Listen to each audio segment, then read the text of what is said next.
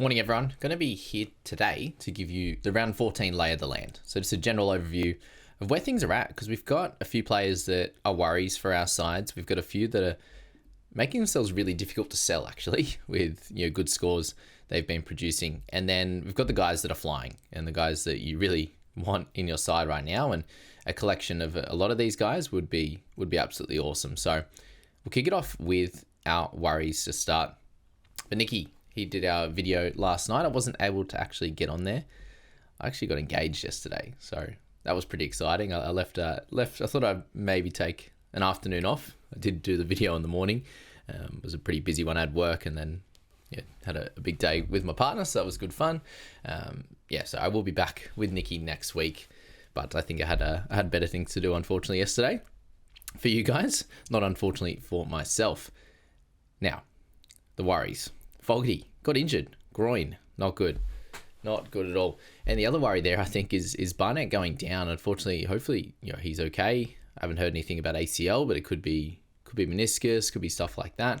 But with him going down, it leaves open one New South Wales forward spot, which the worry now is that we've bought Colin Matangi, and he ends up somewhere near that after the tremendous display he put on yesterday. Now, he wasn't actually in the squad for game one. Now, he might get pushed into the squad, but does that mean he gets the spot, or does someone like Stefano get in, which was going to be the play if they happen to lose anyone in that first game? So that's that. Hopefully if Colo is in the squad, he's in like 19th man and he's fine to play in round 15. But there's something that we do have to think about.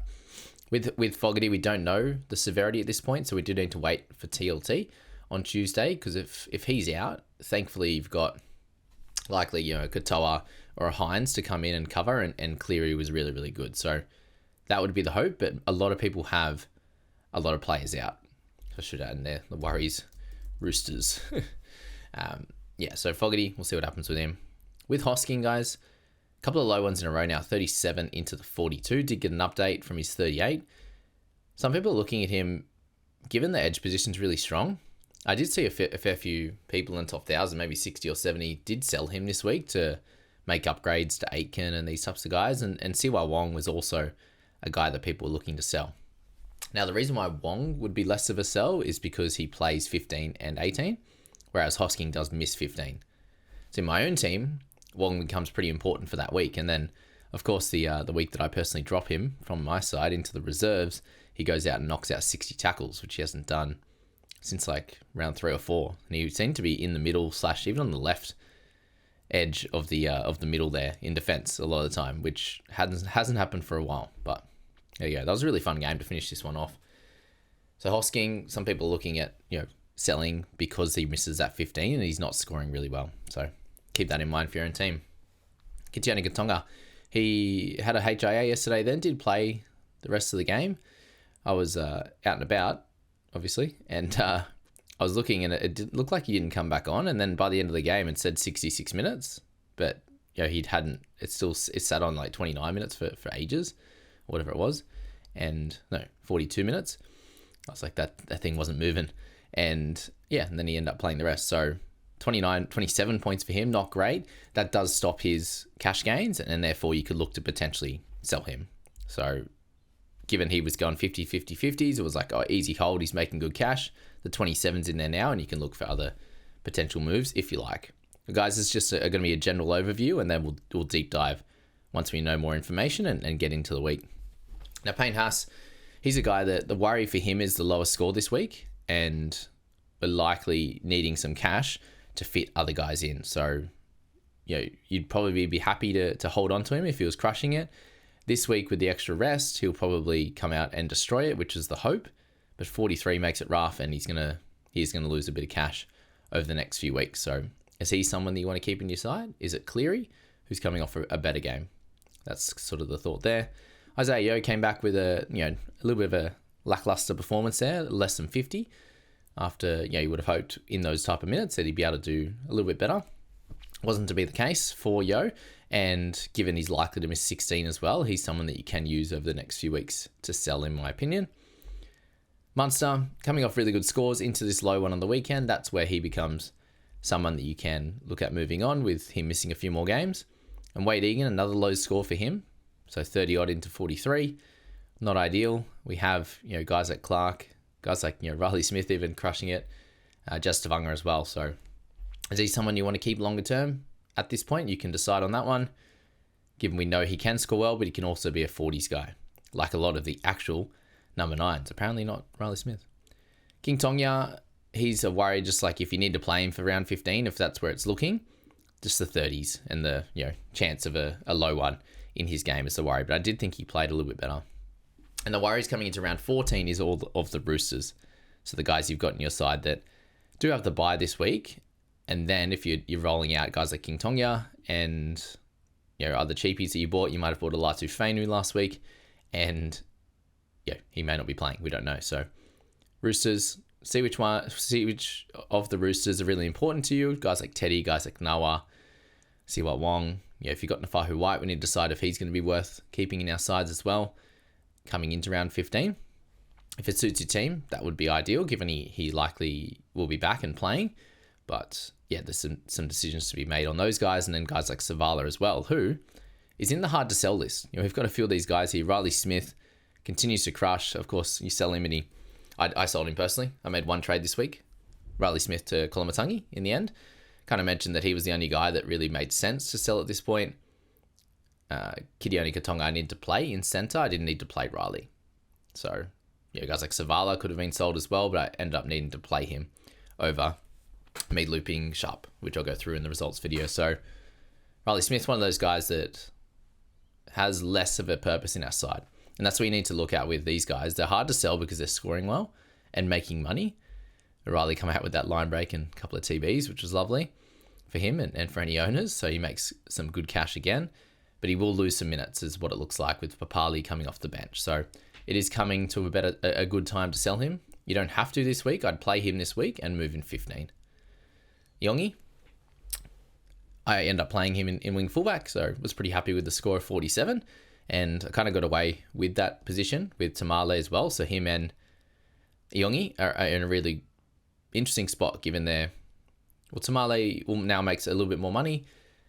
He also plays round 18, which I think is really tough. Whereas Yongi, they miss 15 and 18 and become less important. So Yongi over the next few weeks is someone that you can look to move on from as well.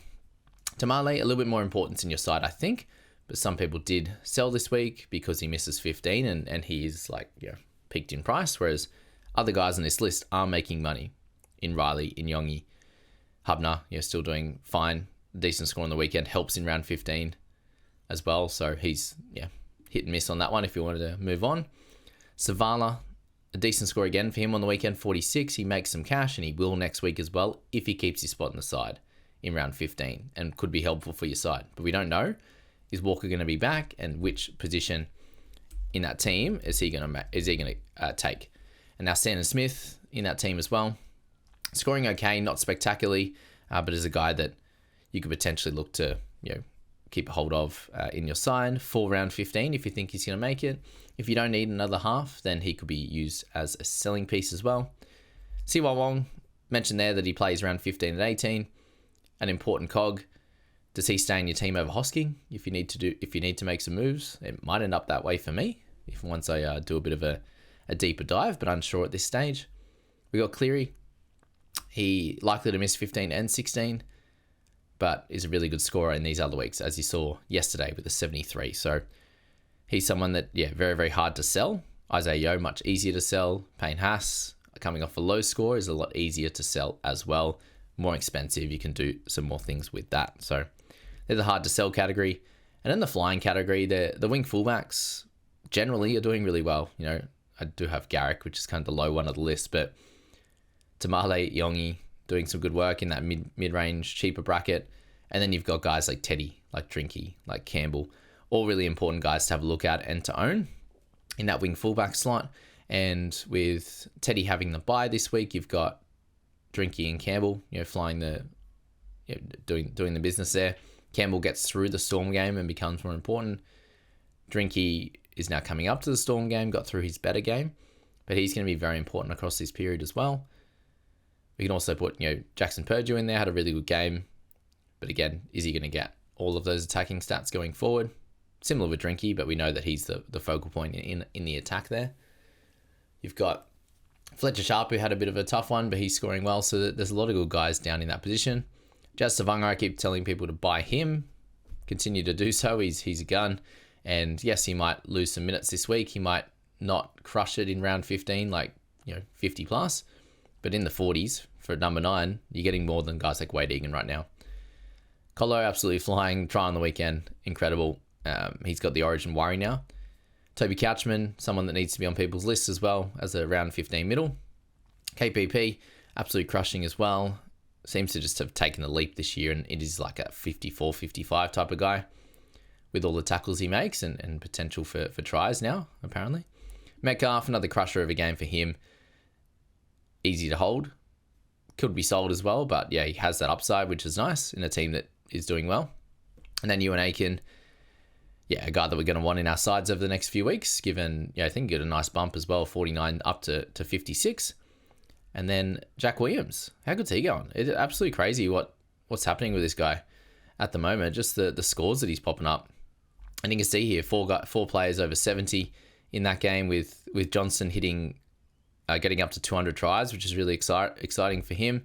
And yeah, you can see all the good scores. And we'll talk about my side and we'll go through these results from some of the players that I own that did really well in a little bit. But yeah, Jack Williams, 73 in this one. Riley Smith, 54. A lower game overall for that one, but yeah, Cleary dominated with no negatives in the end. Yeah, too good. Too good, Nathan, on that one. And then a really fun game to finish with Teddy coming out and crushing it. Wong, 66 points, 60 tackles is crazy. Even Crichton got up there with 44. And yeah, shout out to Tamale. Yet Watson played 61 minutes for 57 tackles too. So a back and forth affair. And the Tarpany one was a little bit of a worry, but we know that he's going to have great games in amongst some lower minute ones, and this was a lower minute one. Him and Horsburgh.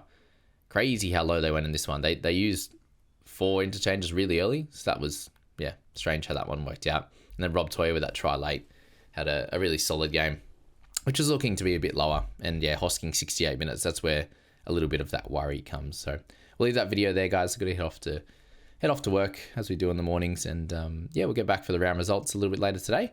And I hope you all had a cracking weekend, and I just couldn't push into the top, the triple digits this week, but we'll get there. Cheers, guys.